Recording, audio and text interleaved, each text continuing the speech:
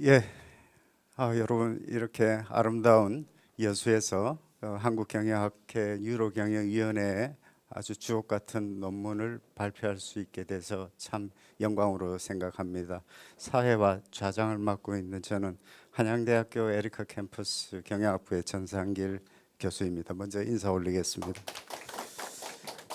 예, 지금 세계는 융복합의 가속화가 붙은 것 같습니다. 산업계는 물론 학계에서조차 융복합은 이제는 시대적인 과제로 자리매김하고 있습니다. 특별히 우리 대한민국의 젊은이들이 가장 가고 싶어하는 기업 마이다스 IT에서 최근에 신경과학 기반, 생물학과 신경과학을 기반으로 한 AI 기반의 역량 도구를 개발했습니다. 이 도구가 우리 사회의 인재 선발에 미치는 영향에 대해서 오늘 세 편의 그동안의 연구 성과를 이 세 편으로 요약을 해서 저희들이 좀 집대성을 해봤습니다. 그 첫 번째 발표는 우리 충남대학교 경영학과의 박지성 교수님이 해주실 거고요. 뭐 인사 한번 하시겠어요, 박 교수님? 예.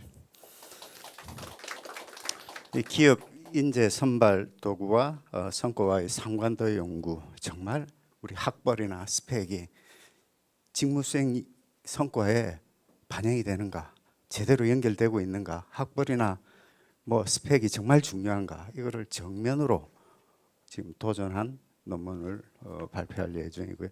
두 번째는 그러면 새로운 대안으로서 그 뭐가 있을까? 마이다스 IT에서 개발한 AI 기반의 역량 약 1,300여 개 기업에서 지금 쓰고 있습니다.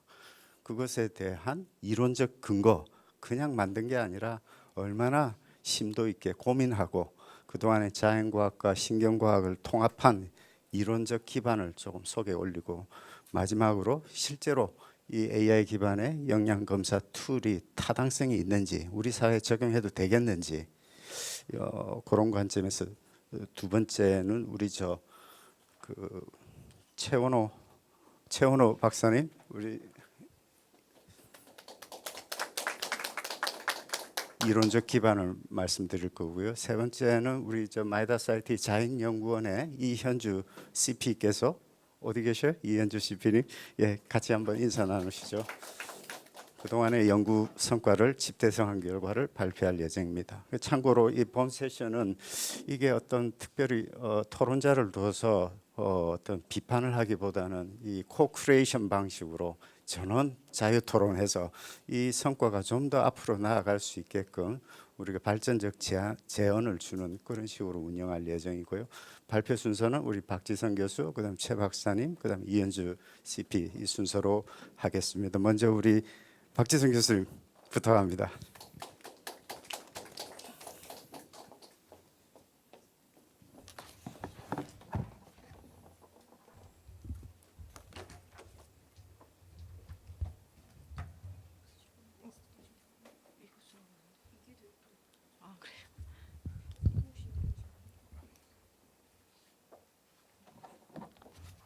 예, 안녕하십니까.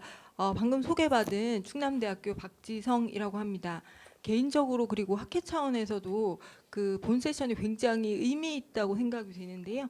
지난 1월에 그 한국의 구글이라고 불리는 마이다스 IT 이영후 회장님께서 출연을 하셔가지고요. 유로경영위원회가 정식으로 경영학회 쪽에 만들어졌고요. 그 당시에 그 박영렬 전 회장님께서 고생을 많이 해주셨습니다. 뿐만 아니라 그 방금 사회를 맡아주신 우리 자장님 전상길 그 교수님께서 유로경영위원장으로서 그 한국경영학회와 그리고 마이다스 IT를 연결을 시켜주셔서 이 세션이 그 진행되게 되었습니다. 그래서 마이다스 IT 그리고 경영학회 관계자분들께 굉장히 감사하다는 그 말씀을 연구자로서 드리고 싶습니다.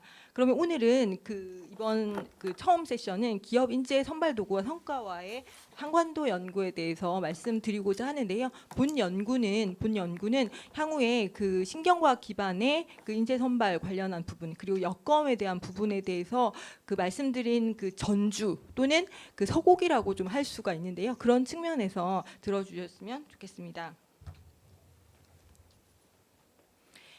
예.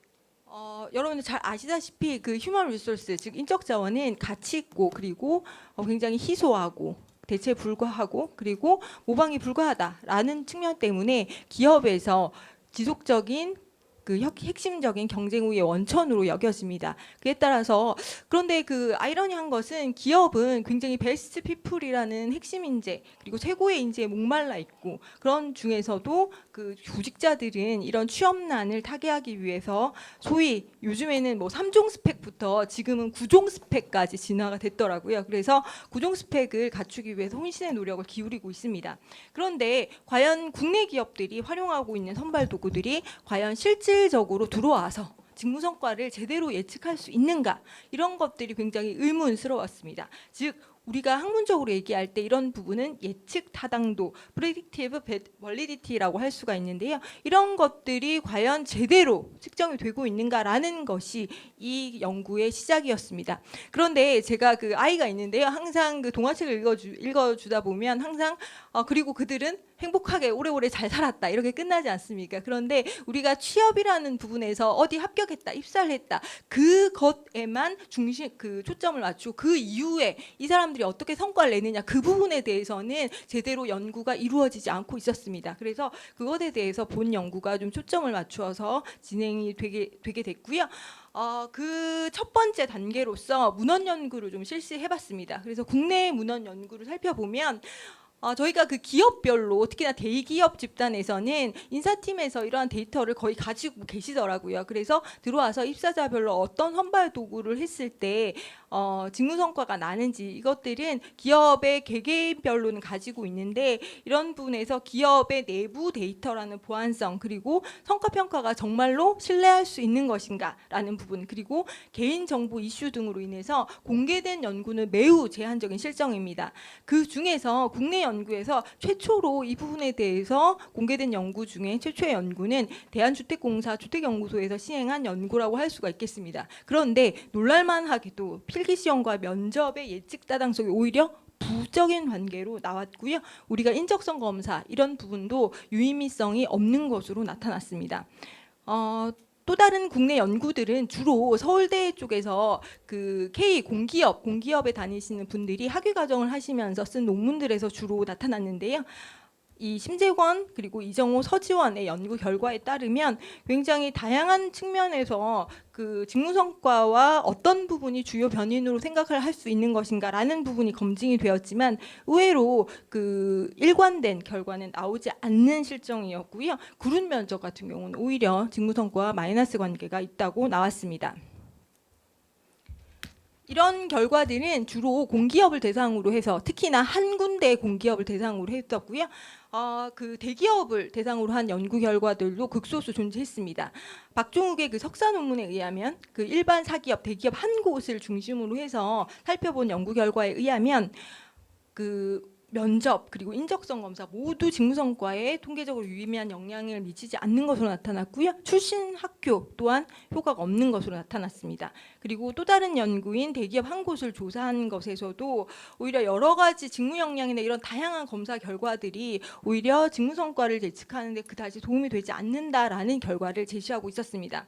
그래서 국내 문헌들을 살펴본 결과 결론을 내리자면 국내 연구 자체는 굉장히 수적으로 절대적인 양에서 굉장히 제한적이고 이마저도 국내 그 소수의 공기업 사례 그리고 대기업 사례 이 여기에 국한되어 있는 것을 알 수가 있겠습니다. 그리고 선발 관련한 예측 타당도의 결과 역시도 굉장히 일관되지 않는 결과를 보여주고 있어서 추가적인 연구가 필요함을 제시를 하고 있다고 볼 수가 있겠습니다.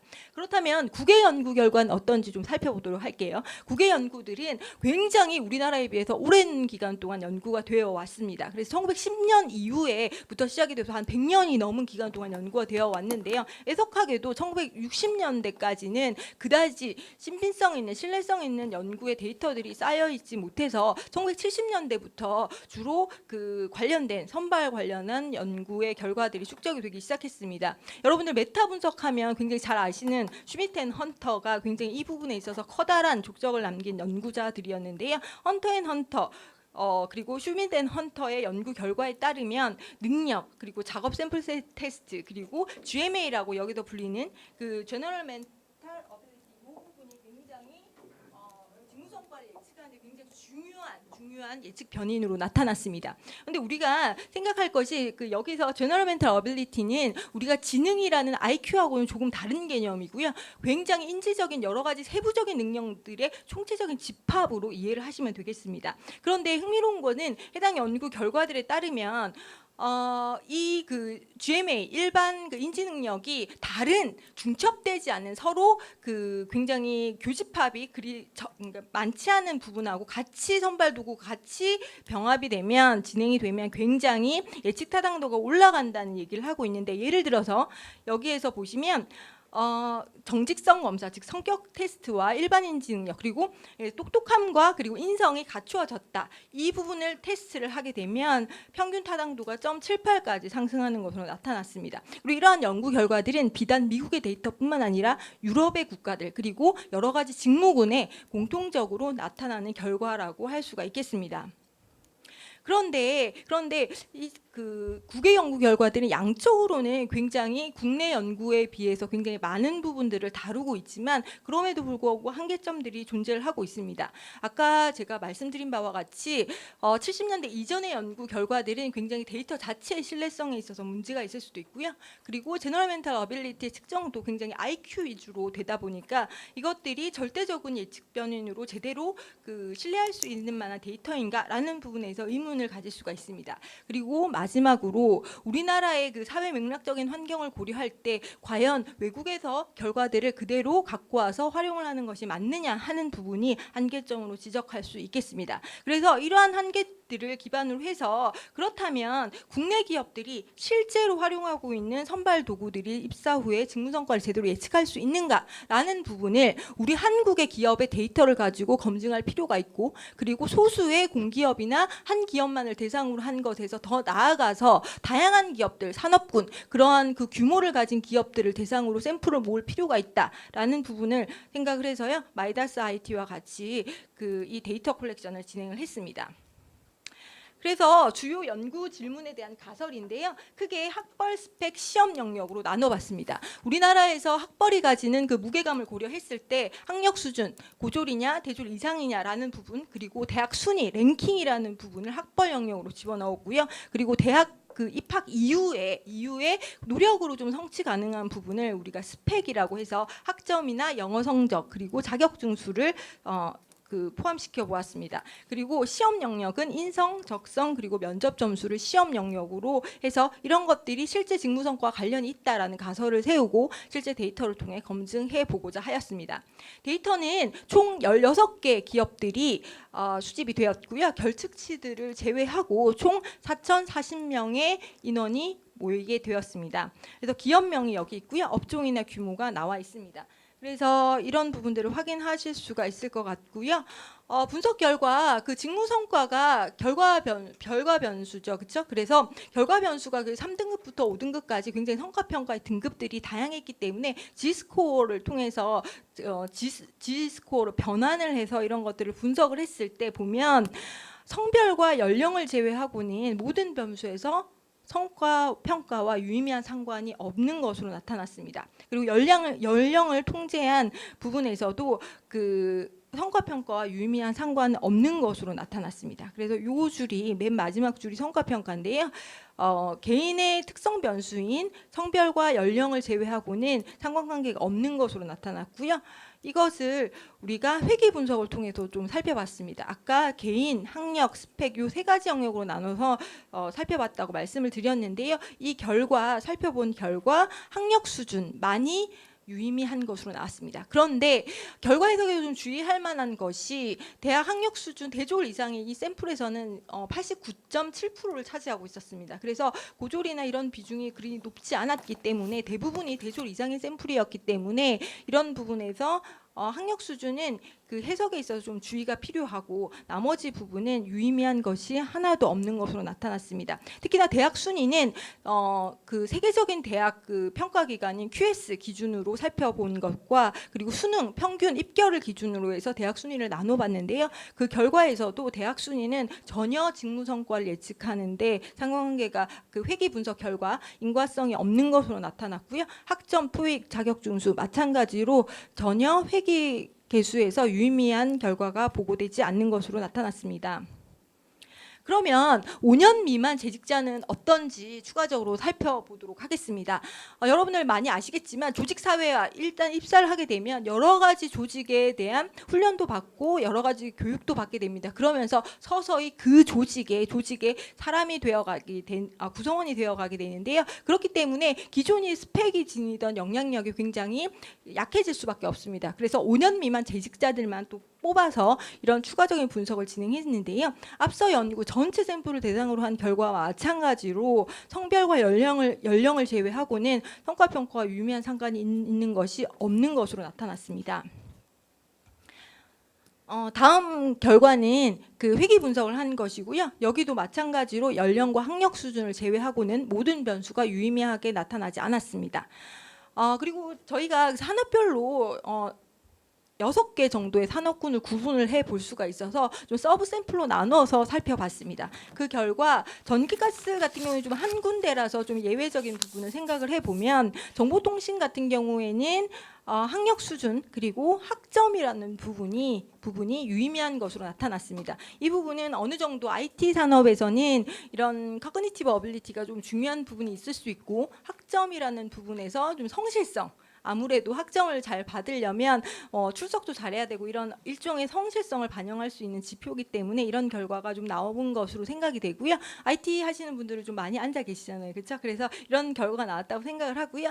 그래서 조금 성과 평가의 전반적인 내용은 연령이나 아니면 학력 수준을 제외하고는 유의미한 변수가 나타나지 않았지만 산업군별로 좀 쪼갰을 때는 조금 차이가 나는 부분을 확인할 수가 있었습니다. 두 번째 파트는 등급별로 좀 구분을 했습니다. 그래서 아까 기업별로 총 16개 기업들 중에 3등급으로 평가하는 곳도 있고요. 4등급, 5등급으로 평가하는 곳들이 있어서 그 3등급, 4등급, 5등급 평가 결과를 달리하는 기업들을 그룹핑해서 좀 분석을 진행을 했습니다. 그래서 5등급을 활용한 분석에서는 성별과 연령 제외하고 유의미한 상관이 없었는데요. 회귀 분석에서는 영어 점수가 좀 유의미한 영향이 있는 것으로 나타났습니다. 그리고 흥미로운 것은 4등급을 활용하는 기업의 경우에는 대학 순위, 학력 순위 이런 것들이 오히려 부적인 관계가 있었고요. 회귀 분석 결과에서도 동일하게 부의 영향을 미치는 것으로 나타났습니다. 3등급의 같은 경우는요. 연령과 성별 5등급과 동일하게 이 두 가지 개인 특성 변수만 유의미한 상관이 있었고 나머지는 전체 다 유의미한 성과 평가에 영향이 없는 것으로 나타났습니다. 그리고 총 16개 기업들을 세부적으로 여기 그 장표에는 담진 않았지만 총 16개 기업, 개별 기업들의 분석도 진행을 했었는데요. 100개 미만의 기업들 같은 경우에는 주로 상관 분석을 위주로 그 분석을 진행을 했었고요. 100개 이상 이 되는 기업들에서는 회귀 분석까지 진행을 했었는데요. 전반적으로 봤을 때 학력 수준, 대학 순위 그리고 학점, 영어 성적, 자격증, 인성, 적성, 면접이 모두 다 직무 성과와 관련이 없는 것으로 나타났고 아까 앞서 말씀드린 바와 같이 학력 수준은 샘플의 특성이 한 90%가 대졸 이상이기 때문에 지지가 됐으나 좀 해석상의 주의가 필요하다는 말씀을 드렸었습니다.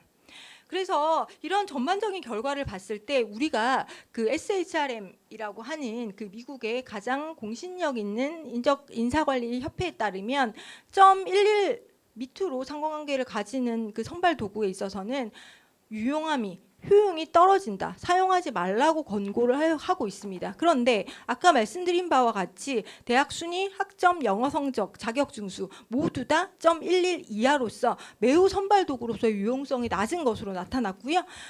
그리고 그 직무 성과 연관이 깊은 개인의 특성 변수, 연령이라든지 성별을 통제한 상태에서도 동일하게 0.11 이하의 매우 낮은 수준의 상관관계가 있었습니다. 인간성 검증을 위해서 한 회귀 분석에서도 학력 수준을 제외하고는 모든 변수들이 거의 유의미하지 않았고 그리고 R스퀘어 값도 앞서서 제가 자세히 설명을 드리진 않았는데요. R스퀘어 값도 0.07 또는 1.3% 수준에서 굉장히 낮은 수준으로 예측하는 것으로 나타났습니다.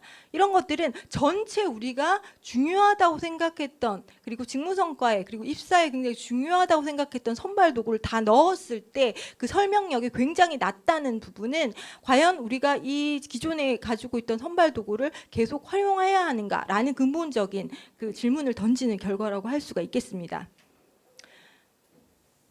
그래서 이러한 그 연구 결과를 좀 그 압축해서 제가 전달을 드렸는데요. 해당 그 연구는 굉장히 학문적으로 의미가 있다는 생각이 드는 것이, 아까 앞서서도 말씀드렸지만 국내 최초로 대규모의 기업 데이터를 통해서 실증을 했고, 그 와중에 다양한 산업군과 기업 규모를 아우르는 그런 분석을 통해서 기업 분석, 산업별 분석, 그리고 전체 기업 분석을 실시해서 성과 평가에 정말로 예측 타당도가 있는 선발 도구가 무엇이냐라는 것을 대규모로 실증적으로 처음으로 국내 연구에서 검증했다는, 굉장히 의미가 있다는 그 연구 결과로서 소개드릴 수가 있을 것 같습니다.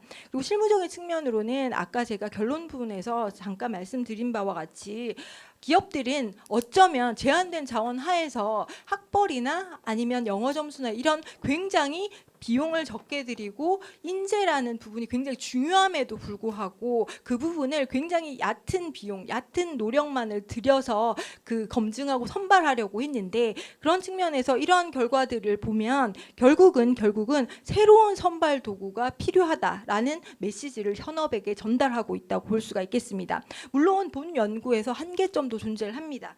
데이터 커버 범위가 16개 기업을 그 데이터 컬렉션하는 게 굉장히 힘들었지만 커버가 제한적이기도 하고요. 그리고 성과 평가라는 부분이 해당 기업의 역사성과 맥락을 담고 있기 때문에 이런 부분들이 어떻게 기업의 내부 사정을 모르고는 이런 부분에 어떤 베리에이션을, 어떤 이유로 이런 부분들이 나타났는가라는 부분을 조금 뎁스 있게 제시하지 못한다는 한계도 존재를 합니다. 마지막으로 연도별로 아까 말씀드렸지만 조직의 사회화 과정을 거치면서 그 입사의 선발 도구가 미치는 영향, 그리고 기업에서 교육 훈련을 통해서 미치는 영향들의 그 비중들이 굉장히 다이나믹하게 변할 수가 있습니다. 그런데 이 연구에서는 그런 부분까지는 좀 캐치하지 못했다는 한계가 있을 수가 있겠습니다. 그럼에도 불구하고 마이다스 쪽에서 그 굉장히 주도적으로 그 데이터 컬렉션을 진행을 해주셔서요. 이런 부분에서 국내 최초로 대규모 기업의 다양한 산업군을 통해서 실제로 선발 도구가, 기존의 기업의 선발 도구가 타당하냐라는 것을 처음으로 실증한 의미 있는 연구라고 생각이 됩니다. 발표 들어주셔서 감사드립니다. 이상입니다.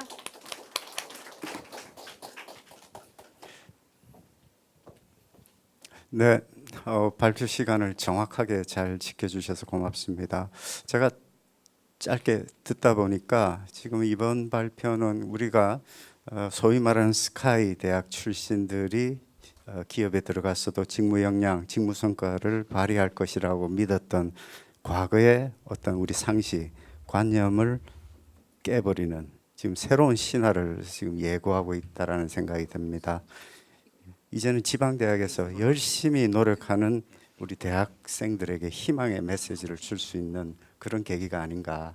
그래서 정말 최대 다수의 최대 행복을 우리 사회에 가져올 수 있는 그런 발표가 아닌가라는 생각이 듭니다. 자, 연이어서 우리 최원호 박사께서 자, 지금 그러면 그런 스펙이나 학벌 말고 그 대안이 뭔가? 그래서 마이다스 IT에서 지금 약 1,300여 개 이상의 기업에서 지금 쓰고 있는 AI 기반의 역량 검사 툴을 개발을 했고, 그걸 그냥 개발한 것이 아니라 이론적, 아주 사운드한 이론적인 기반을 토대로 했습니다. 그래서 두 번째 발표는 그 이론적 기반을 짧게 에센스로, 그래서 아마 이 신경과학과 생물학이 어떻게 경영학에 인사채용에 연결되는지를 여러분은 보시게 될 것입니다. 자, 최 박사님 부탁합니다. 네. 네, 반갑습니다. 마이다스 IT 자인연구소 최원호입니다. 오늘 발표할 주제가 생물학과 신경과학 기반의 통합 역량 모델 연구입니다. 마이다스 IT 자인연구소는 인간과 경영과학 교육에 대해서 본질을 연구합니다. 과학적이고 합리적으로. 그리고 기업 경영 혁신을 위한 사람 중심 경영, 또 사회 교육 변화를 위한 역량 기반 교육을 통해서 이론과 방법론을 만들고 기업과 사회에 보급을 하고 있습니다. 지난 20세기, 21세기에는 엄청난 과학의 발전이 있었죠. 그래서 우리는 생명이나 인간이나 세상에 대한 본질에 대해서 굉장히 과학적이고 합리적으로 그 현상을 설명할 수 있게 되었습니다.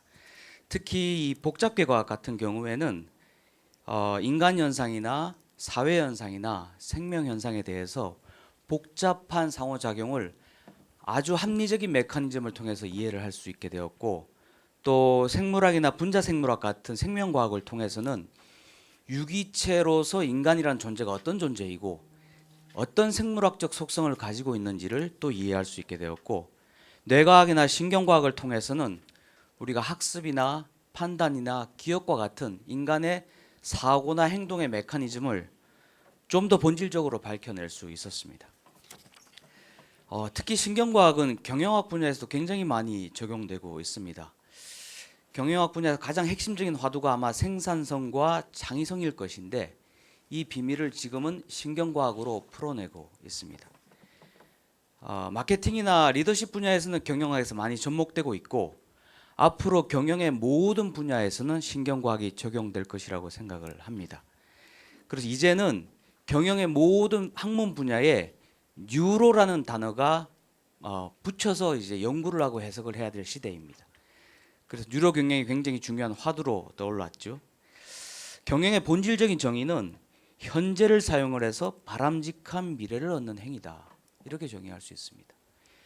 이게 현재 자원이라는 원인을 가지고 미래 성과라는 결과를 만들어내는 인과적인 연결 행위입니다.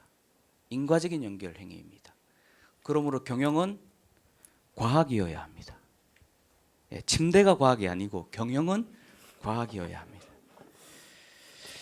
경영을 과학적으로 바라다 보면 우리가 그토록 중요하게 생각하는 경영학의 핵심적인 키워드들, 신뢰, 동기, 전략, 시너지, 역량, 그리고 성과, 육성, 리더십, 조직 문화, 모든 이러한 현상들을 좀 더 본질적으로 합리적으로 바라볼 수 있는 본질의 눈을 신경과학은 제공을 하고 있습니다.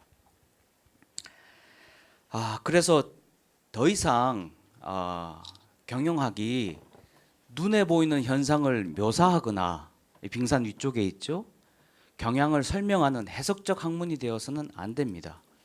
이제는 경영학은 인간이나 조직이나 사회에 대해서 좀 더 본질적으로 바라다보고 합리적으로 이해를 해서 실용적 가치를 사회에 제공하는 경영학으로 거듭나야 된다고 생각합니다. 오늘은 이 역량이라는 주제를 가지고 신경학과 생물학 레벨에서 어떻게 역량을 정의해야 할 수 있고 역량 기반의 경영을 우리가 어떻게 펼쳐나갈 수 있을지 제가 잠깐 소개를 드릴 수 있도록 하겠습니다. 역량의 개념은 1973년 미국 심리학 저널에 하버드 대학 심리학과 교수인 맥클랜드가 처음으로 제기를 했죠. 전통적인 지능 검사와 학업 관련된 적성 검사는 업무 성과와 인생의 성공 여부를 전혀 예측하지 못한다. 이게 직업적 성과와 인생의 성공을 예측할 수 있는 유일한 변이는 바로 역량이다라고 얘기를 했습니다. 그 이후에 심리학에서는 수많은 연구, 역량에 관련된 연구가 있었고 역량 모델에 관련된 연구가 있었죠. 가장 대표적인 게 1993년에 나온 스펜서 앤 스펜서 모델입니다. 잘 아시겠지만 스펜서 앤 스펜서 모델의 역량은 높은 성과를 창출하는 고성과자로부터 일관되게 관찰되는 행동 특성이다라고 정의를 하고 있습니다. 동기와 특성과 같은 성격적 요소, 태도와 가치관과 같은 인지적 요소, 지식과 기술과 같은 행동적 요소들이 서로 상호작용을 해서 성공적 결과를 이끌어내는 행동이라고 역량을 정의하고 있습니다. 총 6가지의 역량군에 20개의 역량을 세분화해서 정의를 하고 있고 역량 개념을 이용을 하고 있죠. 심리학에서 말하는 역량의 공통적인 특성은 다음과 같습니다. 일단 성과에 초점을 맞춘다. 두 번째는 행동에 기반한다. 세 번째는 상황과 변화를 지원해야 된다. 유연하고 적응적이다. 관찰되고 측정 가능해야 된다. 그리고 훈련하고 학습 가능해야 된다. 이게 지금 말하는 심리학에서 말하는 역량의 정의의 공통적 특성입니다. 이 특성을 이용을 해서 경영학 분야에서는 1980년대 중반에서 2000년대 초반까지 성과주의 경영 관리의 변화를 이끌었던 혁신적 인사관리 제도가 나왔죠. 그게 바로 역량 중심 인사관리입니다. 잘 아시겠지만 인사 전략의 핵심으로 MBO나 KPI 기반으로 해서 성과 관리를 하는 겁니다. 실적과 역량을 평가해서 그 결과를 보상체계 그리고 경력관리, 교육체계에 적용하는 인사제도이죠. 이 체계 자체는 아직까지 유효하고 많은 기업에서 적용을 하고 있습니다. 또 이런 역량 개념을 이용해서 교육 분야에서는 초중고 교육, 대학 교육, 직업 교육, 기업과 기관 교육에서 역량 개념은 서로 다른 목적과 배경으로 각각의 의미에 기초해서 많이 활용이 되고 있습니다. 이런 역량 개념과 정의의 모델의 한계는 분명합니다. 첫 번째는 이게 행동 기반으로 측정과 관찰을 해서 경험적이고 해석적이고 확률 통계적이라는 것입니다. 능력과 역량과 기술과 태도, 지식 등의 정의들이 혼합되어서 사용되고 있습니다. 상황과 조건이 변하면, 환경과 시대가 변하면 역량의 정의가 바뀌어 버립니다. 특히 이 사람의 복잡한 내적 특성을 어떻게 측정할 수 있을까? 관찰과 측정이 되지 않는 요인들을 어떻게 평가할 수 있을까? 우리가 말하는 교육으로 개발되는 직무 기능이나 자격 요건과는 어떤 차이가 있을까? 여기에 대해서 분명하고 명쾌한 답을 내리지 못하고 있고 합리적인 설명을 하지 못하는 게 기존 역량 개념의 한계나 문제점입니다. 그래서 역량에 대해서 좀 더 본질적으로 접근이 필요하다. 생물학과 신경과학 기반으로 역량에 대한 본질을 빙산 위쪽이 아니라 아래쪽으로 내려와서 합리적으로 이해를 해야 역량 기반의 경영도, 역량 기반의 교육도 가능하다라고 생각을 합니다. 첫 번째 역량 본질에 대한 연구, 첫 번째는 생화학적 레벨입니다. 좀 어렵죠. 생화학적 레벨에서는 우리 생명체는 질서를 만드는 존재입니다.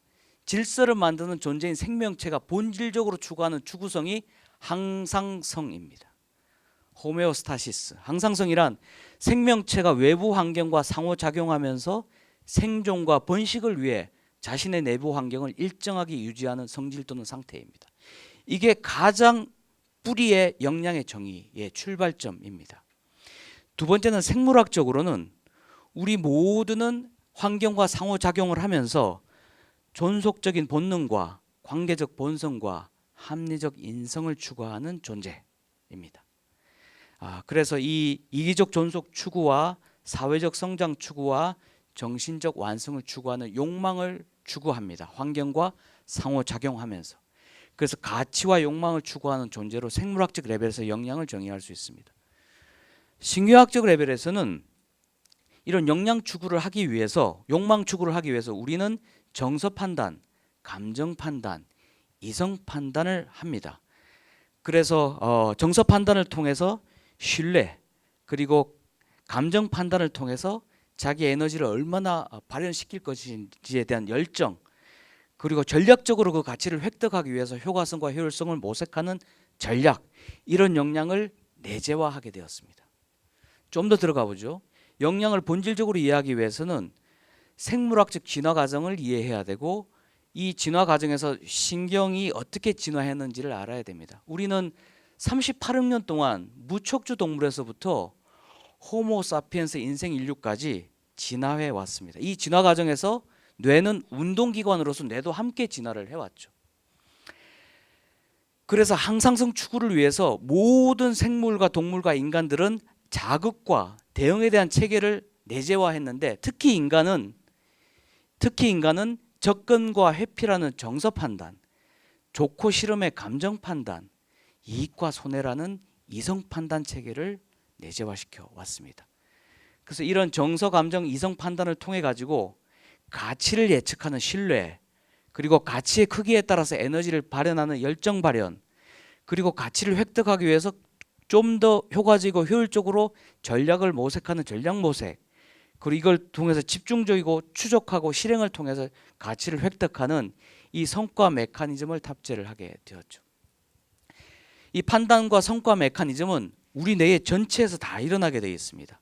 자극이 들어오면요, 첫 번째 뇌의 뒤쪽부터 해서 감각 영역이 작동하게 되고, 그다음에 기억과 개념 영역에서 기억이 활성화되게 되고 이런 디폴트 모드나 사회 인지 네트워크가 가동이 되어서 뇌의 앞쪽 뇌 전전두엽이라고 얘기하는 이 전전두 피질에서 가치령, 전략령, 통합력을 통해서 고도의 의사결정 기능과 집행 기능을 담당하게 되어 있습니다. 뇌는 신경세포와 시냅스를 통해서 거대한 신경망으로 연결되어 있습니다. 이런 뇌의 본질적 속성은 가변적이고 역동적입니다. 그래서 지능이나 감정이나 기억이나 역량과 같은 기능적 성능적 특성들은 이런 뇌의 연결성으로부터 나옵니다. 그래서 뇌는 끊임없이 변화하는 가소성을 가지고 있고 또 신경 네트워크로 연결되어 있어 끊임없이 계속 상호작용을 하고 있고 뇌는 환경 변화에 적응적으로 대처하는 축중성을 가지고 있고 그리고 역동적인 상호작용을 통해서 자기 조직화가 일어나고 창발적 인지 패턴이 형성되는 복잡성도 가지고 있습니다. 이런 본질적 속성을 통해 가지고 기억이 형성이 되고요. 신경망이 형성이 되고 신경적 경향성이 형성이 되는 특성을 가지게 됩니다. 특히 가장 중요한 전전두 피질은 태어나서부터 사춘기를 거쳐서 20세 전후에 이런 역량들이 거의 형성이 된다고 얘기를 하고 있습니다. 그래서 태어나서부터 첫 번째 영유아기 시절에 부모와 어떤 상호작용을 하느냐에 따라서 긍정과 부정의 신경적 경향성이 형성이 됩니다. 그리고 학령 전기와 학령 초기에 형제나 또래 집단의 상호작용을 통해서 이 사람이 적극적이냐 소극적이냐는 신경적 경향성이 형성이 되고요. 그 다음에 사춘기를 지나면서 안정성과 불안성과 관련된 신경적 경향성, 능동적이냐 수동적이냐, 치밀하냐 건성적이냐, 조절, 충동, 통합과 산만과 같은 신경적 경향성이 사춘기를 지나서 20세 전후에 거의 구축이 된다고 발달심리학에서는 얘기를 하고 있습니다. 그래서 사춘기 전에는 체험과 경험과 학습과 관련된 가치학습이 주로 많이 일어납니다. 어떤 게 좋은지 어떤 게 싫은지 가치학습을 통해서 우리는 내재화하게 되고 사춘기 이후에는 그 가치를 획득하기 위한 제어나 조절과 같은 전략학습이 이루어집니다. 그래서 25세 전후에 거의 90% 정도의 역량과 신경적 경향성이 형성이 되더라 라고 연구는 말하고 있습니다. 뇌는 어떻게 발생하고 성장하고 성숙할 수 있을까? 크게 세 단계로 진행이 됩니다. 첫 번째는 유전과 태내 환경과 관련된 발생 선택 과정입니다. 이 과정에서는 뉴런과 신경회로가 형성되는 유전적 영향을 많이 받고요. 두 번째 단계가 가장 중요합니다. 이게 역량이 형성되는 골든 타임이라고 생각합니다. 태어나서부터 사춘기를 지나서 20세 전후까지 환경과 상호작용을 하면서 성장을 하게 됐습니다. 이 과정에서 비의도적 학습과 강화를 통해서 우리는 역량과 욕망과 성격과 인성과 같은 게 형성되는 시기입니다. 환경과 상호작용을 굉장히 잘하느냐 못하느냐에 따라서 신경 네트워크가 이렇게 달라지게 되죠. 그 다음 세 번째 단계가 성년기 이후에 의도적인 사회적 학습을 통해서 우리는 기술, 지식, 태도, 가치관, 신념 등을 형성하게 됩니다. 그래서 역량의 형성 강화 메커니즘은 뇌의 가지치기와 수초와 같은 특성을 통해 가지고 형성이 되는데요. 자극과 반응을 통해서 신경적 보상이 이루어지고 학습하고 기억하고 이게 계속 반복 강화가 되면 뇌에는 인과적 신경망이 구축이 되고 신경망의 신경적 경향성이 구축이 되면 역량이 만들어지죠. 역량은 자연이 만든 생물과 신경의 결에 따라 형성이 된다라고 이해하시면 됩니다. 마치 비가 오면 웅덩이가 만들어지고 웅덩이가 좀 더 커지면 도랑이 만들어지고 도랑에서 개울, 개천, 시내, 하천을 흘러서 강이 만들어지듯이 역량도 그렇게 형성이 됩니다. 그래서 신경과학적으로 과학적으로 역량을 정의를 한다면 유사자극과 반응의 메커니즘이 정말로 반복 강화로 형성되어 고정화된 신경적 경향성이다. 그래서 우리 뇌에서 가장 중요한 전전두 피질 성과중추라고 합니다. 이 성과중추에서는 7가지 영역으로 구분할 수 있고 여기에 우리가 가장 핵심적인 역량이 만들어지게 되어 있습니다. 안화전두 피질의 긍정성, 복내척 전전두 피질의 적극성, 내척 전전두 피질의 안정성, 그리고 배내척의 대인력, 배외척의 전략력, 복외척의 조절력, 그리고 전두국 피질의 통합력, 이 7가지가 가장 기반이 되는 성과를 만들어내는 기반 역량이라고 하고 이 7가지 역량이 서로 상호 작용하면서 전전주 PD에서 성과를 만들어냅니다. 그래서 마이다스 IT 자연연구소에서는 오랫동안 생물학과 신경과학 연구를 통해서 최신 이론과 논문을 많이 파악을 하고 영양 연구를 오랫동안 해왔습니다. 그래서 생물학 신경과학 기반의 새로운 인간 개발을 위한 영양 모델을 만들었습니다. 저희는 뉴로 컴피던시 모델 시어리, 통합 영양 모델이라고 이름을 붙이고 있습니다.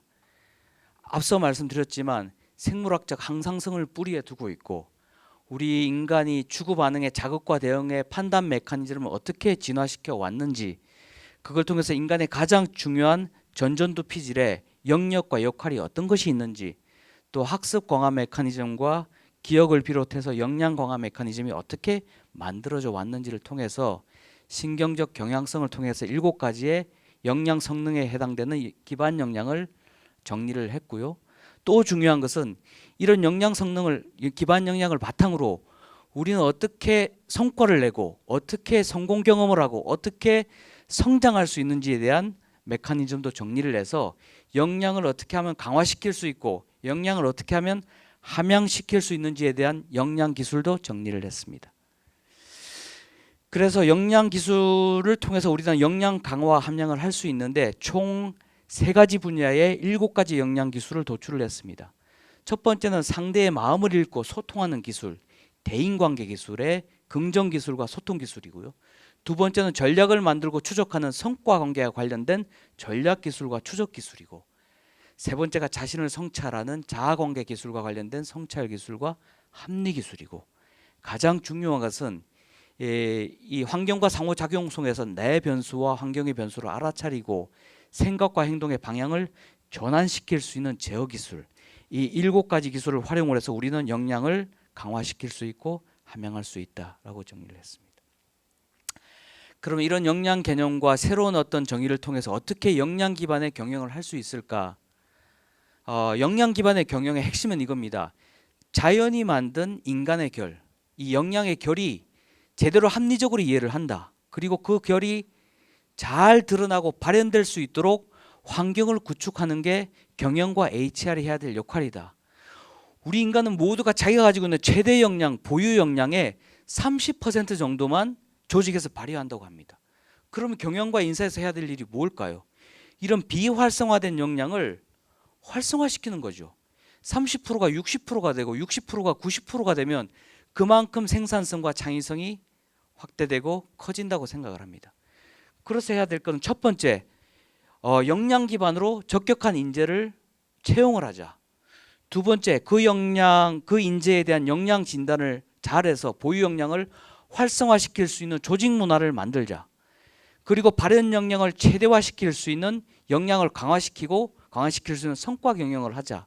마지막으로 발현 역량을 개인에 맞게 최적화시킬 수 있는 역량을 함양시킬 수 있는 인재 육성을 하자. 이 4가지가 역량 기반의 HR 경영의 핵심입니다. 지금까지 NCT 통합 역량 모델에 대한 생물학적, 신경학적 기반의 이론에 대해서 소개를 드렸습니다. NCT 이론에 대한 가치는 2가지입니다. 저희는 역량을 기반으로 인재 경영과 사람 중심 경영을 통해서 기업 경영을 혁신하고자 합니다. 또 역량을 기반으로 역량 기반의 교육을 통해서 지금 경쟁과 입시 중심의 대한민국 교육을 바꾸고자 합니다. 기업의 경영 혁신과 대한민국 교육 혁명을 통해서 역량 기반의 사람 중심 사회를 나아가는 데 NCT 역량 모델이 큰 가치를 가지리라 생각을 합니다. 이상으로 발표를 마치겠습니다.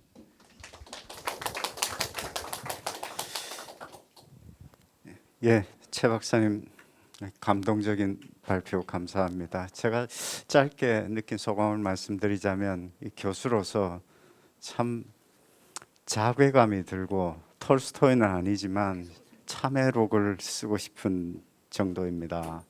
우리 특히 인사조직하는 교수님들 도대체 뭐 했나?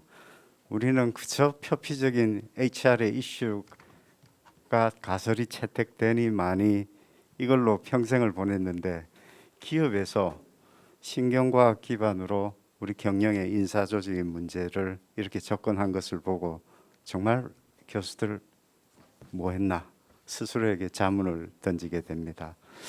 그리고 이런 위원회를 만드시는데 기회해 주신 우리 박영렬 전임 회장님을 제가 다시 한번 존경하게 됐습니다. 정말 고맙습니다. 우리 교수들을 이렇게 깨우쳐 주셔서요. 자, 이제 마지막 주제 발표는 저 마이다스 IT에서 외모로 뽑힌, 굉장히 그럼에도 불구하고 발표도 탁월한 우리 이현주 우리 저 CP님의 발표를 듣겠습니다. 안녕하세요, 이현주입니다. 반갑습니다. 저는 오늘 앞에서 신경과학이나 이런 이론에 대해서 많이 이야기들을 해주셨는데, 실제로 저희가 현업에서 어떻게 이걸 응용하고 활용하고 있는지, 그러니까 어떻게 실용적인 가치로 저희가 갖고 있는 지식을 이용하고 있는지를 좀 중점적으로 이야기를 드리도록 하겠습니다. 그래서 사실 저는 제품에 대한 이야기인데요. 뭐 이게 판매나 홍보 이런 목적은 아니니까요. 이 제품이 어떻게 구현되고 있고 어떤 것들을 제공하려고 하는지 이런 데 초점을 갖고 들어주시면 좋을 것 같습니다. 네, 역량 검사라고 하는 걸 소개하기 위해서 좀 여러 가지 관점이 필요했습니다. 일단 첫 번째로는 어떤 가치를 지향하고 있냐라고 하는 게 중요했고요.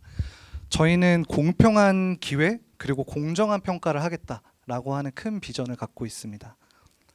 그러면 상품적인 측면에서는 이 제품은 어떤 제품이냐라고 보면 우수인재를 선발할 수 있는 도구다라고 볼 수 있고요.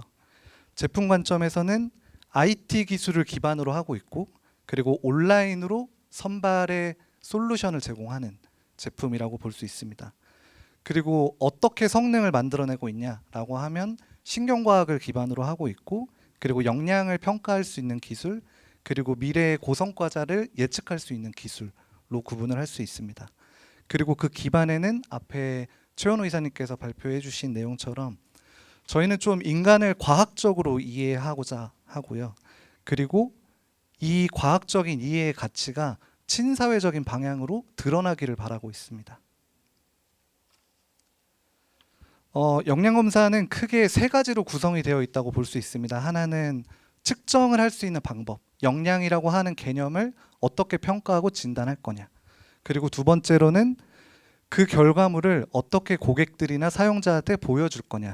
그래서 그 성과 예측의 결과물이 어떻게 되어 있냐로 볼 수 있고, 마지막은 실제로 인사 담당자들이 사용하는 제품이기 때문에 기능적으로 좀 편리하게 어떻게 효율성을 제공하고 있는지, 기능, 이렇게 세 가지로 구분을 할 수 있습니다.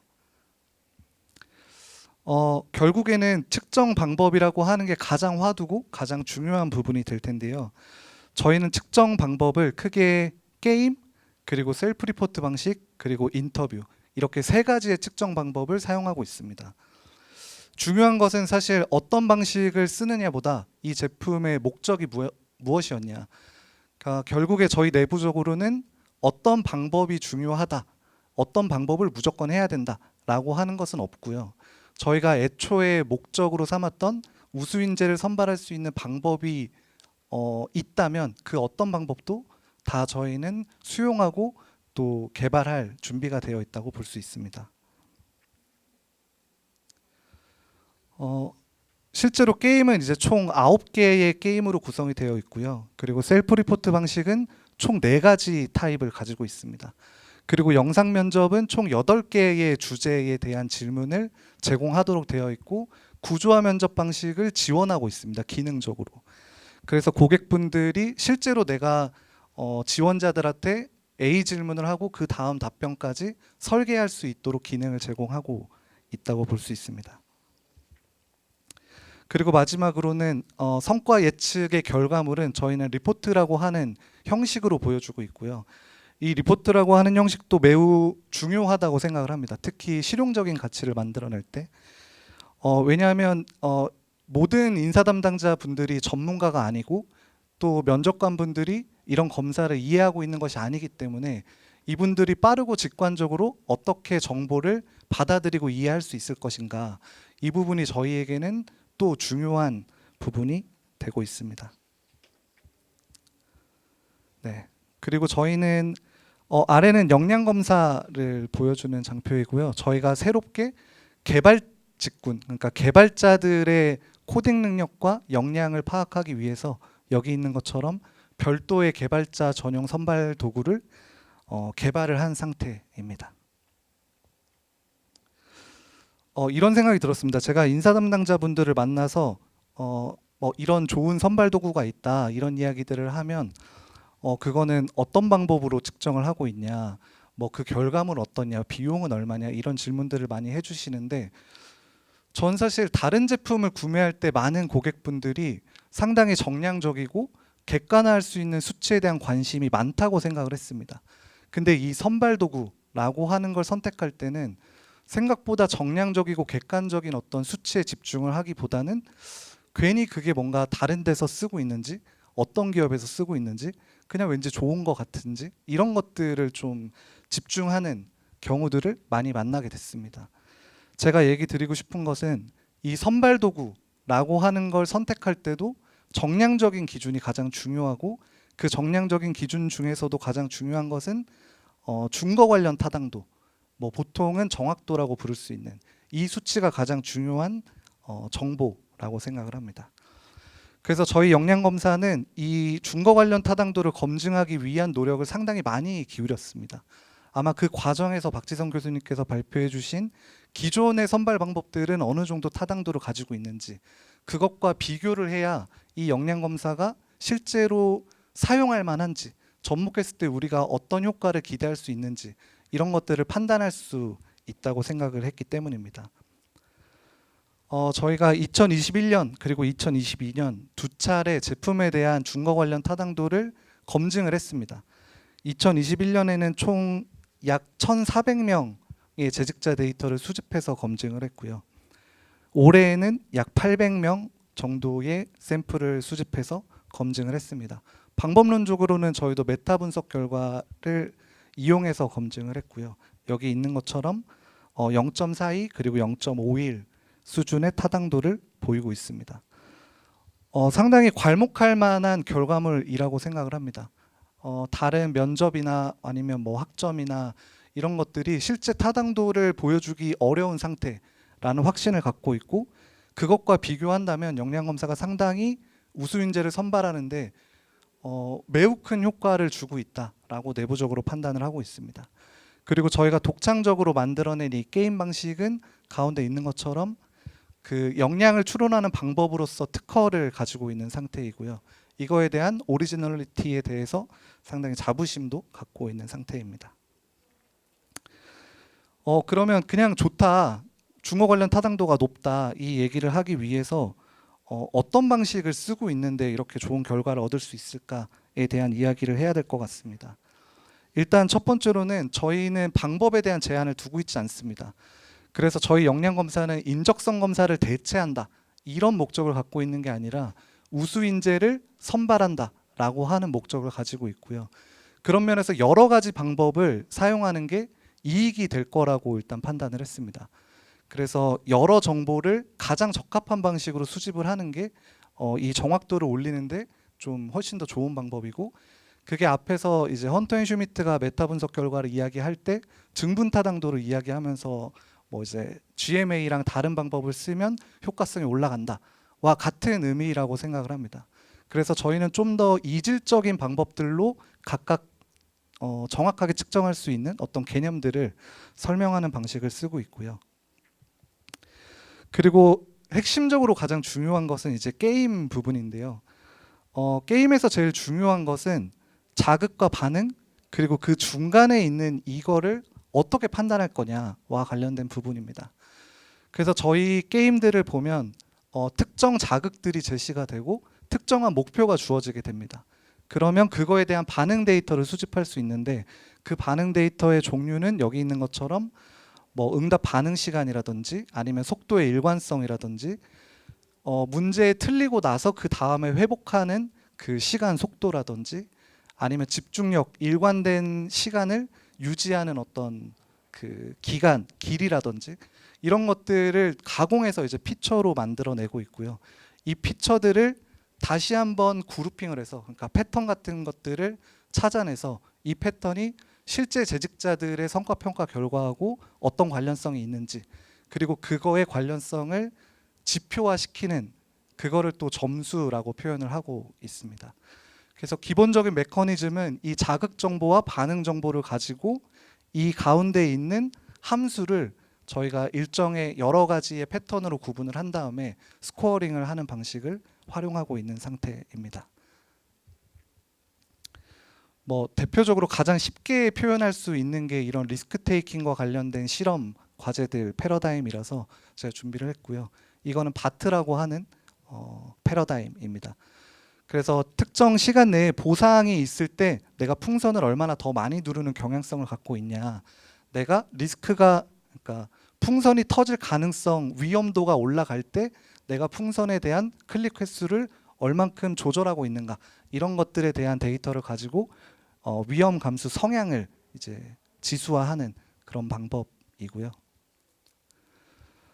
그 다음에는 엠벡 과제인데, 이 엠벡 과제에서 내가 얼마나 자주 틀렸는지, 내가 틀리고 나서 그 다음에 정답을 맞추기까지의 시간은 얼마나 걸렸는지, 이런 어떤 오답률이나 응답 시간 같은 패턴을 가지고 이 플레이어, 이 응시를 하는 사람이 어떤 특성을 가지고 있는지 또 추론하는 방식들에 대한 예시입니다. 그래서 총 9가지를 이와 비슷한 방식으로 지금 설계를 하고 있고, 이 방식을 통해서 저희는 전전두엽의 특정 기능들을 측정할 수 있는 방법들을 고안해내고 있습니다. 그 JPSP에 나왔던 논문 한 편을 제가 설명을 드릴 텐데요. 이 연구에서 저희가 지금 앞에서 이야기했던 대외측 전전두엽 기능과 관련된 패러다임들을 재직자들한테 테스트를 했습니다. 그리고 그분들의 성과평가 결과랑 비교를 한 연구 논문이고요. 여기 보시면 1년차, 2년차, 3년차의 코릴레이션 테이블인데, 이 3년차가 될수록 이 전전두엽을 측정하는 패러다임과 성과평가 간의 코릴레이션이 높아지고 있는 경향을 갖고 있다라고 하는 걸 확인할 수 있고요. 여기 있는 것처럼 성격보다 더 높은 성과 예측력을 갖고 있었고, 직무에 따라서 차이가 기존의 지능 검사보다 덜 난다. 그러니까 좀 더 여러 직무의 공통적인 수준으로 타당도가 발견된다라고 하는 연구 결과였습니다. 그리고 저희는 기존의 이제 셀프 리포트로 측정을 하는 방식도 상당히 많은 고민들을 하고 있습니다. 여기 있는 것처럼 기존의 리커트 방식은 선형적으로 점수 설계를 한다면, 저희는 기본적으로 비선형적으로 점수 설계를 하고 있습니다. 그래서 보통은 아이디얼 포인트라고 하는 방법론에서 저희가 특정 지점을 이상점이라고 가정을 하고 있고요. 그거를 스코어링하는 방식을 좀 많이 고민을 하고 있습니다. 기존의 방식보다는 훨씬 더 귀납적인 접근이라고 생각을 하고 있고요. 그 또 한 가지 예로 여기 있는 것처럼 저희가 되게 많은 고성과자들, 그러니까 현직 재직자들의 데이터를 수집하는데, 그 재직자분들의 공통적인 응답 패턴을 찾는 노력을 많이 하고 있습니다. 그래서 어떤 구성 개념도 중요하지만, 구성 개념이 아니라 이 응답 하나하나를 이제 로우 데이터 피처라고 봤을 때 이 피처의 패턴이 어떻게 되는가에 대한 관심도 상당히 많이 기울이고 있습니다. 그리고 그 다음은 좀 다른 방식들에 대한 이야기인데요. 여기 있는 것은 동일한 질문에 대해서 개인이 2가지 관점으로 질문을 하게 됩니다. 그래서 각각 응답한 값의 차이값을 가지고 특질을 추론하는 방식을 쓰고 있고요. 여기 있는 것은 양극단, 폴스 초이스처럼 응용한 데이터인데, 이렇게 양극단에 있는 정보를 선택하게끔 하는 방식도 쓰고 있고, 랭킹을 매기는 방식도 응용해서 사용을 하고 있습니다. 그 다음 인공지능과 관련된 이야기인데요. 저희는 사실 내부적으로 인공지능을 인간의 판단과 경쟁해야 되는 어떤 판단이라고 생각하지 않습니다.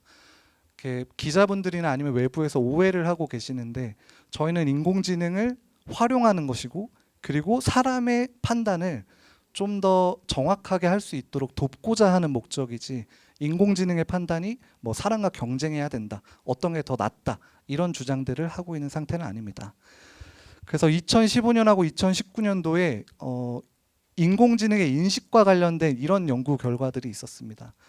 여기 있는 것처럼 사람들은 사람도 실수할 수 있고 인공지능도 실수를 할 수 있는데, 인공지능이 실수를 한 판단에 훨씬 더 예민하고 민감하게 반응을 합니다. 인공지능이 이 판단을 틀렸어?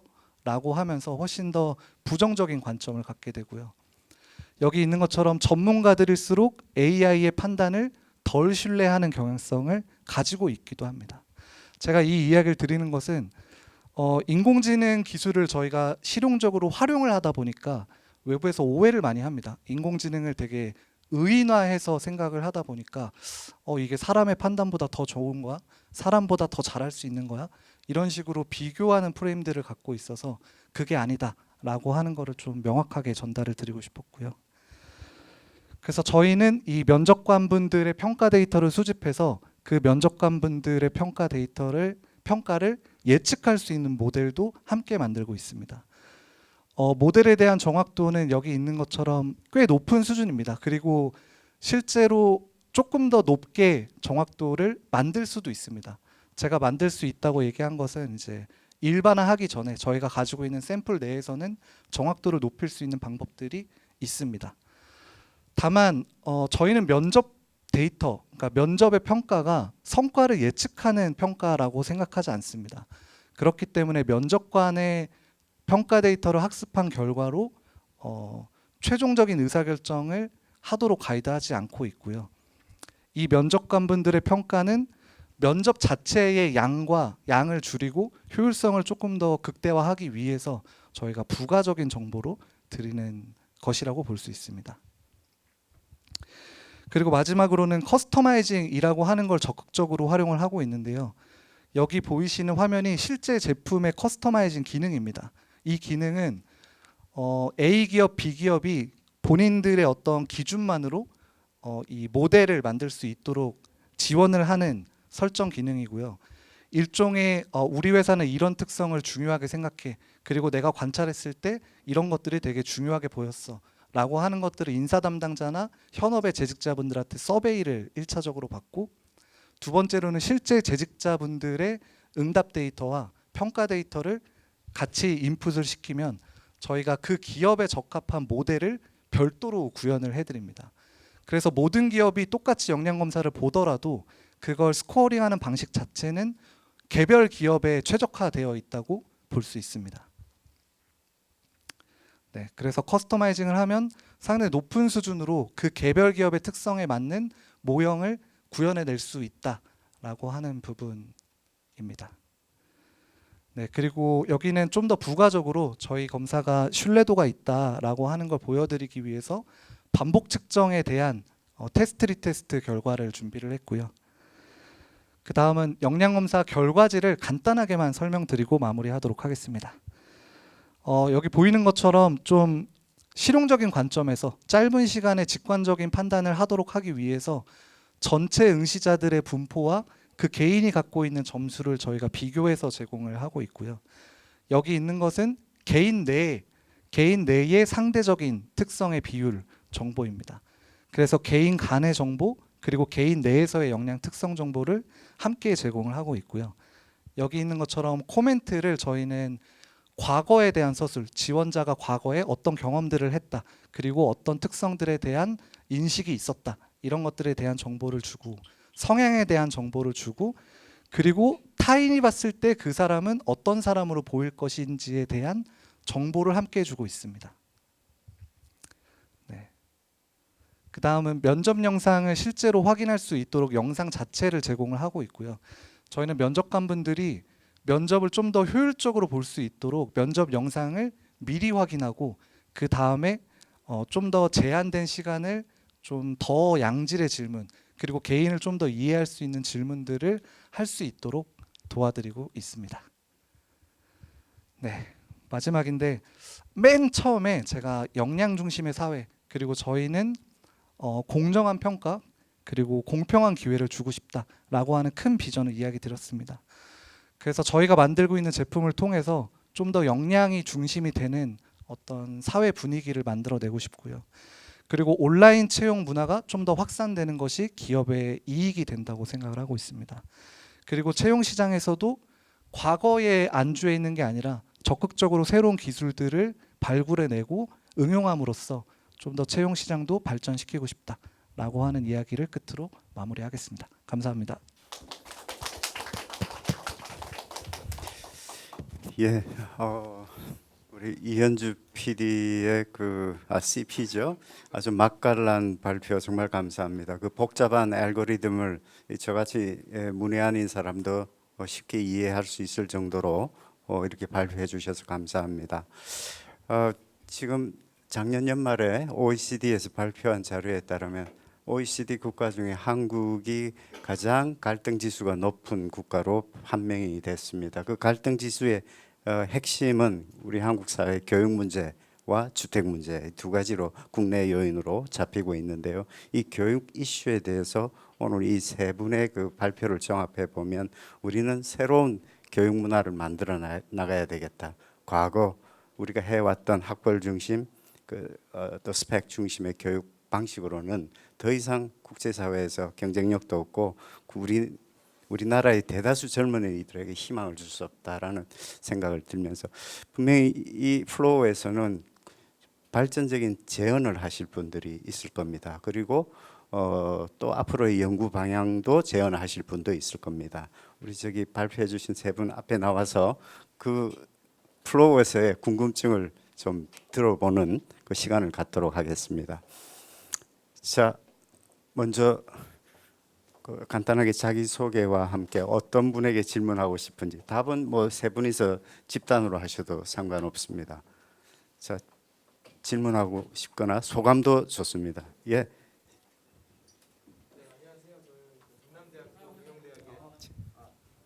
네. 마이크. 네, 안녕하십니까. 저는 전남대학교 경영대학의 최용득이라고 하고요. 저도 인사조직에 몸담고 있습니다. 그래서 아주 의미 있게 봤고요. 그래서 저도 이제 이 출발이 역량을 정확하게 진단하는 출발이 굉장히 중요하고 또 정교한 작업이라는 데 동의하고요. 그 가치에 대해서 굉장히 의미 있게 생각하는데 한편으로는 이제 제가 같이 고민해보고 싶은 게 우리가 예전에 AMO 이론도 있잖아요. Ability, Motivation, 기회가 성과를 창출하잖아요. 근데 그 역량을 정확하게 진단하는 거 굉장히 중요하다고 생각합니다. 그리고 우리 최은호 박사님이 얘기한 것처럼 그 역량을 진단하는 것을 넘어서 이제 조직에서 그걸 어떻게 뭐 증폭시킬지 문화라든가 굉장히 중요할 것 같거든요. 그래서 한편으로 제 얘기는 역량을 잘 진단하고 성과를 예측하는 게 중요한데 그 상당한 추는 또 기업에 있잖아요. 기업이 어떻게 교육 훈련을 가져가서 그 기업의 구체적인 인재로 성장할지도 굉장히 큰 몫일 것 같아요. 그거는 뭐 이 연구 범위랑 상관없는데 성과를 생각하면 그런 것 같고요. 또 많은 연구들이 그래서 인사조직에서도 성격이라든가 이런 개인의 역량을 통제하고도 리더십이라든가 조직 문화 이런 요인들을 끊임없이 연구해 왔던 것 같아요. 그래서 예를 들면은 뭐 사회교환 이론이라든가 트레이드 액티베이션 이론, 또 인터랙셔니스트 관점 이런 거 보면은 역량과 조직의 문화 혹은 제도, 또 리더십의 문제, 어떤 사회적 교환의 문제 이런 것들을 굉장히 중요하게 다뤄왔기 때문에 만약에 이제 연구가 좀 더 발전한다면 이런 것들을 어떻게 좀 더 역량이 기업에서 어떻게 배가 될 수 있을지 그런 것도 조금 같이 해주시면 굉장히 앞으로 더 뭐 의미 있을 것 같은데 그게 이제 개인적으로는 그 부분도 좀 남아 있는 뭐 연구 과제가 아닐까 싶습니다. 그래서 그 출발을 아주 의미 있게 해주셔서 하고 마지막으로 저는 그래서 이 주제가 이제 저희가 경영융합 학술대 주제가 이해관계자 자본주의 경영의 구현이잖아요. 아마 그게 지하고 관련돼 있는 것 같아요. ESG에서 지가 아마 그런 조직의 어떤 구조라든가 이런 걸 통해서 이해관계자인 구성원들을 어떤 식으로 더 동기부여시키고 또 조직에 배태된 인재로 성장시킬 수 있을지가 중요할 것 같아서 제가 좋은 강의에 뭐 소감이라고 생각하고 말씀드렸습니다. 감사합니다. 네. 최 교수님 적절한 질문 감사하고요. 자, 그 답변은 우리 최원호 박사께서 하셔야 될 것 같네요. 예, 좋은 말씀 감사합니다. 조직의 성과는 개인 곱하기 환경의 상호작용이라고 생각합니다. 개인 곱하기 환경의 상호작용. 개인은 역량이 가장 중요하고 환경은 그 개인이 맞는 업무일 수도 있고 개인과 상호작용하는 리더일 수도 있고 조직의 문화일 수도 있습니다. 무엇이 가장 중요하냐? 저는 곱하기가 가장 중요하다고 생각합니다. 곱하기. 이 상호작용을 극대화시킬 수 있으면 개인의 역량도 최대한 발현시킬 수 있고 조직의 성장도 크게 발현시킬 수 있다고 생각하는데 이 곱하기를 어떻게 만들어낼 수 있을까? 그럼 역량이 높은 인재를 뽑는 게 첫 번째일 것이고 두 번째는 그 역량을 잘 드러날 수 있도록 업무 직무 배치와 리더십과 조직 문화를 잘 만들어내는 것. 이 세 가지의 상호작용을 잘 고려를 하면 좋을 것 같습니다. 구체적으로 마이다스에서는 어떻게 그거를 증폭시키는지 한 번만 더 리뷰를 해주실 수 있을까요? 그래서 아까 제가 말씀드렸듯이 역량 검사를 통해서 역량 있는 인재를 채용을 한다. 그다음 채용한 다음에 그 사람의 상호작용을 역량 진단을 통해서 그 역량이 얼마나 잘 발현될 수 있도록 진단을 한다. 그럼 진단 결과를 보면 그 사람의 역량 발현의 수준이 나오지 않습니까? 강점은 무엇이고 약점이 무엇이다. 그럼 강점을 더 강화시킬 수 있는 교육 체계, 약점을 보완시킬 수 있는 역량 함량 강화 체계 이런 걸 또 제도화시켜 가지고 프로그램을 운영을 하고 있습니다. 네, 고맙습니다. 자, 두 번째 또 제언을 해주실 분 없으신가요? 아, 네. 간단하게 자기소개 부탁드립니다. 네, 안녕하십니까. 저는 세명대학교 경영학과에 있는 김계수라고 합니다. 지금 한국생산관리학회도 맡고 있는데요. 지금 최원호 박사님께서 그 NCST 통합 모델을 이렇게 발표를 해주셨어요.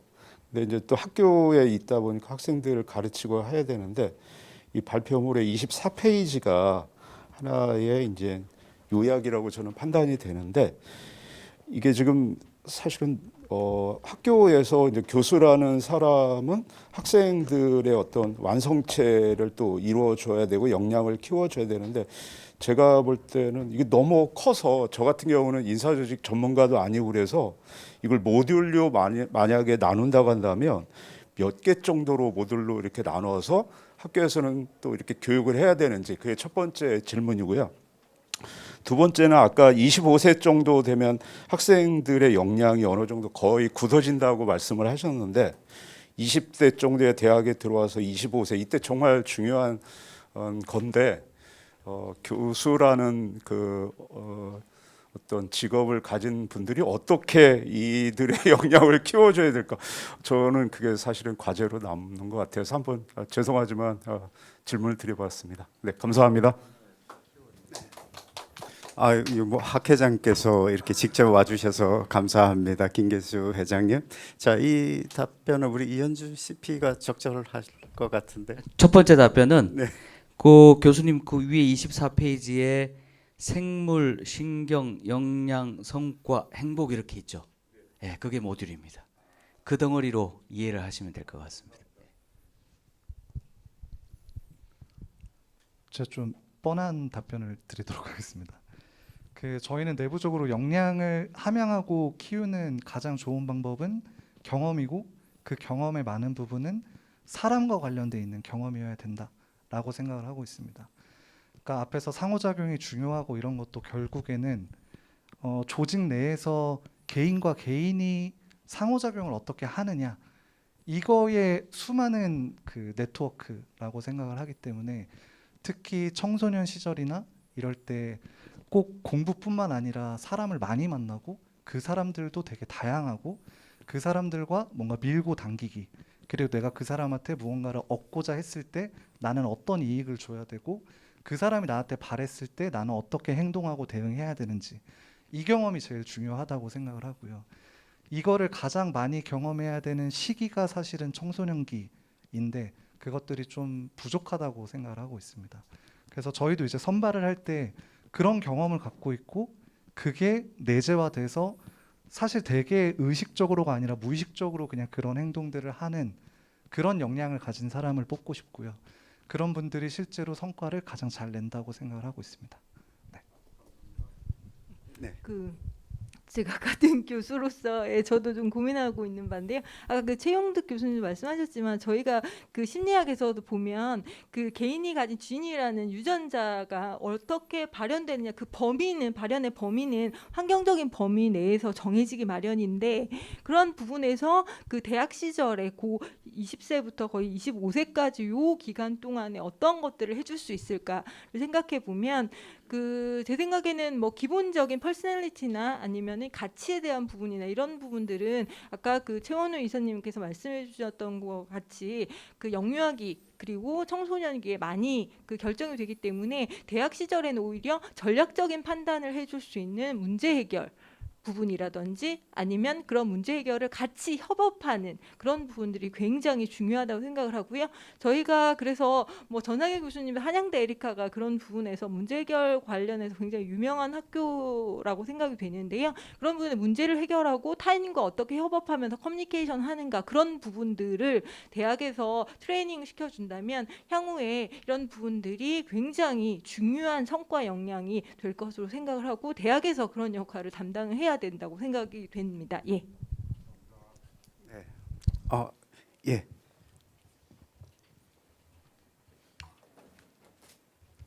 예, 아주대학교의 이철입니다. 저기 그냥 개인적으로 그냥 궁금한 게 너무 재밌었고요.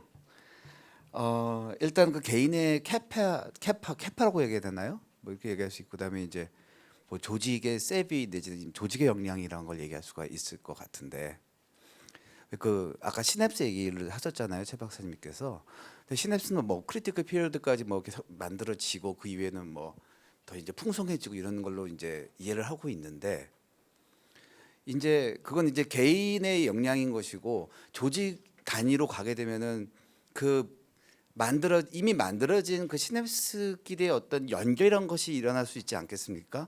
그러면은 얼마든지 더 같이 풍성해질 수 있고 그러면은 그 조직의 캐파 자체가 증가할 수도 있다는 이야기인데 그렇다고 한다면은 그 개인의 역량이라든가 이런 것만 평가할 것이 아니라 조직의 역량을 같이 평가해서 같이 이거를 평가를 하는 것이 옳지 않을까 하는 생각이 지금 들으면서 생각이 났거든요.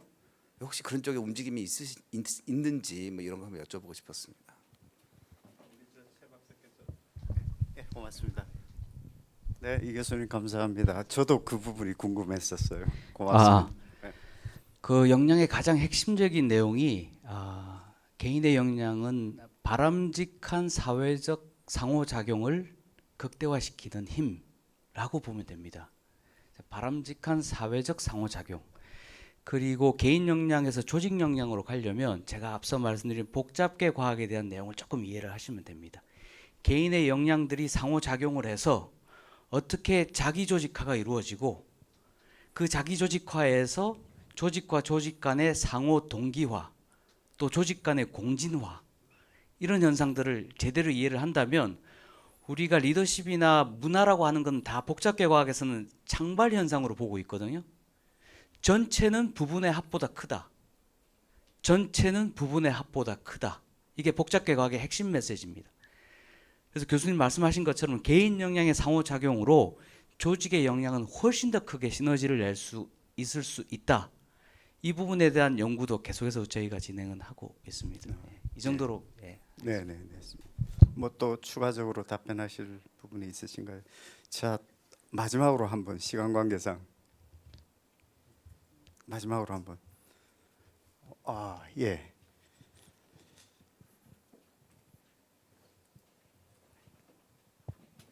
네, 안녕하세요. 이화여자대학교의 배성이라고 합니다.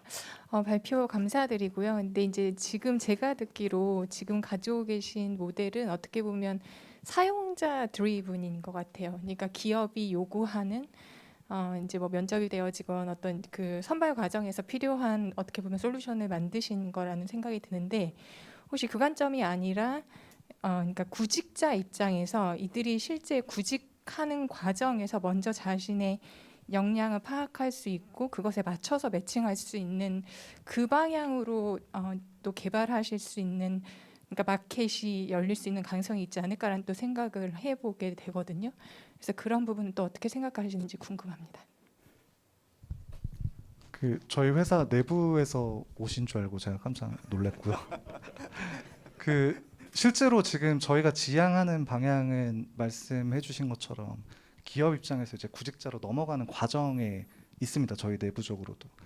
그래서 기업에서 요구하는 거 말고 개인이 개인을 좀 더 잘 이해하고 나한테 적합한 기업이 어디야 라고 하는 선택권을 줄 수 있는 방법을 고민을 하고 있고요. 실제로 저희 역량검사는 구직자들이 응시를 해보고 결과를 받아볼 수 있습니다. 오픈되어 있고요. 그리고 앞으로는 그래서 양쪽의 이 집단이 매칭을 서로 선택권을 갖고 할 수 있도록 하는 걸 좀 더 큰 비전으로 갖고 있습니다. 네. 예. 네, 추가적으로 설명을 드리면 제가 마이다스 관계자는 아니지만 저도 마이다스하고 이게 이런저런 일을 하다 보니까 그런 부분을 알게 돼서 제가 인사관리를 가르치는데 저희 학생들, 제 수강생들은 그 부분을 여건을 좀 경험해 보도록 제가 하고 있습니다. 그리고 그 여러 가지 구직자 측면에서 기업에 대한 정보를 굉장히 얻기가 좀 힘든데 이런 부분에서 마이다스 쪽에서 여러 기업들의 실제 현직자들이 어떻게 기업 문화를 생각하고 복지가 어떤지 이런 부분들을 조사를 하고 그런 부분에서 조직에 대한 역량표를 제공을 하고 있습니다. 그래서 그 대학생분들이 이렇게 클릭하면 자기가 원하는 회사가 어떤 회사인지를 좀 알 수 있는 서비스도 제공을 하고 있어서 그런 부분이 좀 그 마이다스 쪽에서 구직자 측면에서 지금 현재 개발하고 제공하는 서비스고 이게 추가적으로 이현주 CP님이 말씀하셨듯이 이 부분을 보다 강화해서 굉장히 구직자와 그리고 채용자 모두의 구인 기관 모두에 조금 역량을 제고시키는 그런 방향으로 지금 진화하고 있는 상태라고 할 수가 있겠습니다. 네. 예. 어떤 학회의 그 분위기가 있습니다. 그 분위기는 산만한 경우도 있고 시작부터 끝까지 집중된 분위기가 있는데 저는 오늘 집중된 분위기를 저만 느낀 게 아니라고 저는 생각합니다. 마지막까지 여러분 정말 진지하게 참여해 주셔서 감사하고요. 누군가 저에게 앞으로 우리 교육의 미래는 특히 한국에서는 어떻게 돼야 되냐고 물어봤을 때 저는 E2E라고 생각합니다. 이 교육 혁명을 통해서 Education to Economy, 우리 지금 어려운 경제 환경의 문제를 해결하는데 정말 뽑아야 할 사람들을 뽑고 뽑지 말아야 할 사람들을 뽑지 않는 진짜 최적의 인재를 선발해서 이 친구들이 조직 안에서 성과를 내서 산업의 경쟁력과 국가 경쟁력을 우리가 배양하는데 이번 마이다스의 노력이 재평가되길 바랍니다. 여러분 정말 감사합니다. 수고 많으셨습니다.